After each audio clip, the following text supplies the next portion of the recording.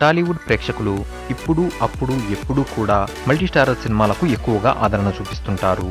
టాలీవుడ్లో వరుసగా మల్టీస్టారర్ సినిమాలు వస్తున్నాయి. ఈ క్రమంలోనే త్వరలోనే ఎన్టీఆర్ ఒక మల్టీస్టారర్ సినిమాలో నటిస్తున్నట్లుగా తెలుస్తుంది.